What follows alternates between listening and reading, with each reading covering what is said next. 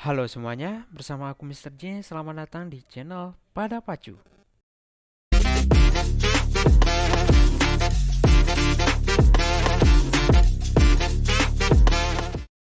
Sebelum kita bahas lebih lanjut, yuk subscribe channel Pada Pacu dan nyalakan loncengnya agar kalian tetap mendapatkan informasi penting yang tentunya bermanfaat untuk kalian semuanya.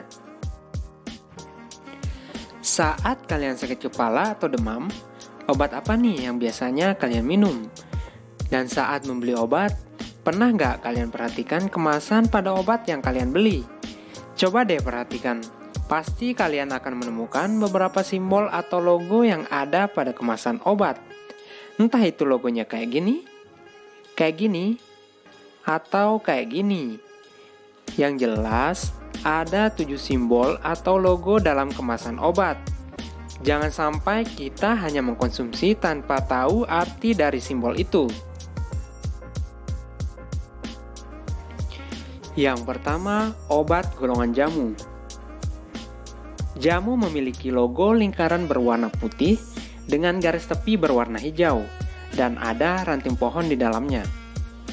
Jamu ini merupakan obat tradisional yang terbuat dari beberapa bahan tanaman alami dan belum melewati uji praklinis atau uji klinis.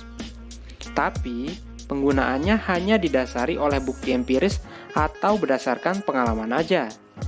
Obat ini juga bisa kalian beli secara bebas tanpa resep dokter di warung-warung terdekat kalian, toko obat, ataupun di apotek.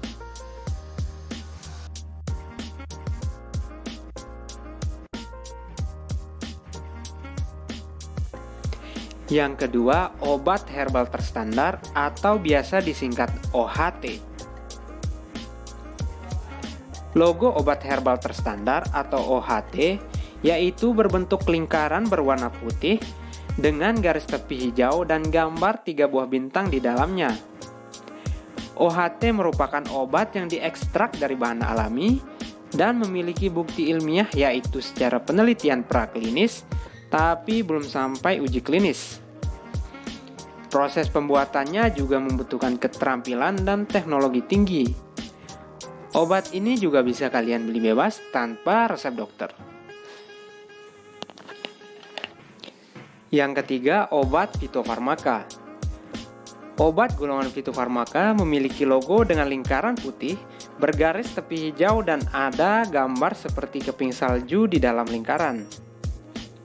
Fitofarmaka adalah obat yang kandungannya terdiri dari bahan alami dan sudah melalui uji praklinis ataupun uji klinis sehingga setara dengan obat modern. Obat dengan logo fitofarmaka masih bisa kalian beli tanpa resep dokter. Yang keempat adalah obat bebas. Obat bebas memiliki logo lingkaran warna hijau dan garis tepi berwarna hitam. Obat ini bisa kalian dapatkan tanpa resep dokter.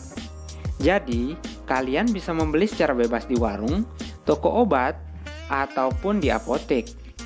Tapi perlu diingat, walaupun bisa dibeli secara bebas, kalian tetap harus memperhatikan petunjuk pemakaian atau dosis yang ada pada kemasannya, agar kalian terhindar dari efek samping obat. Contoh obat ini adalah antasida untuk mengobati sakit mah, paracetamol untuk mengobati demam atau sakit kepala, dan juga multivitamin. Yang kelima adalah obat bebas terbatas. Obat bebas terbatas memiliki logo yang berbentuk lingkaran berwarna biru dan garis tepi berwarna hitam. Obat ini sebenarnya masuk dalam kategori obat keras, namun dalam jumlah tertentu masih bisa kalian beli tanpa resep dokter. Sebaiknya kalian membeli obat ini di apotek terdekat agar kalian bisa mendapatkan informasi bagaimana menggunakan obat tersebut dengan benar. Karena dalam obat ini terdapat berbagai peringatan khusus. Contoh obat bebas terbatas yaitu bromhexin untuk mengobati batuk dan obat cacing. Selanjutnya, ada obat keras dan psikotropika. Obat ini memiliki logo yang sama, yaitu lingkaran berwarna merah dengan huruf K di dalamnya. Obat keras dan psikotropika harus dibeli di apotek dengan resep dokter. Contoh dari obat keras yaitu antibiotik yang biasanya digunakan untuk mengobati infeksi yang disebabkan oleh bakteri.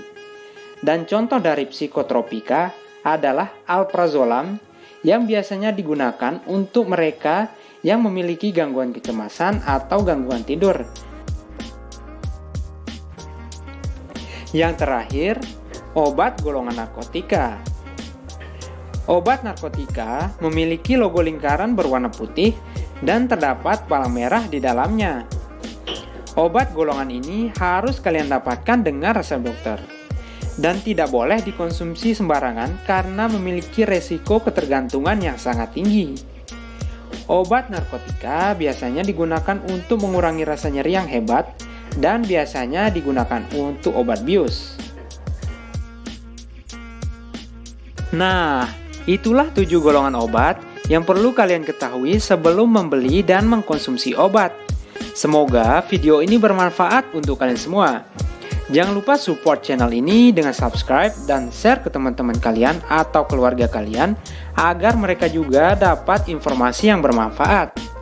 Sekian video kali ini dan sampai jumpa di video selanjutnya.